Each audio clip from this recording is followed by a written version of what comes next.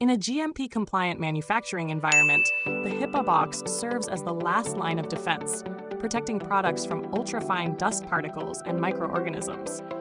But how can you be sure that this filter is working effectively and not leaking? The answer is DOP Test, the most widely used method for testing filter performance today. Here is the basic procedure for performing a DOP test correctly. Step 1. Prepare the equipment. You'll need an aerosol generator, a particle counter or detector, and a test duct with a probe. Step 2. Inject aerosol into the airstream before the HEPA filter. The DOP is sprayed at a standard concentration of 10 to 20 micrograms per liter, while the system fan operates at its rated airflow. Step 3. Measure the particle concentration downstream, after the HEPA filter.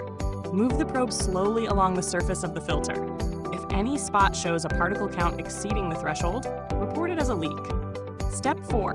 Record and report the results. The filter performance meets the standard when leakage is less than 0.01%. For accurate DOP testing, several important points should be noted.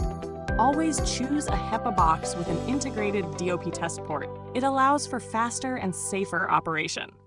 Do not set the air velocity too low, as it can distort the measurement results. Always inspect the gel seal and filter frame carefully, since these are the most common areas where leaks can occur. After each test, a confirmation label or stamp should be affixed, and IQ/OQ records must be properly maintained in accordance with GMP requirements.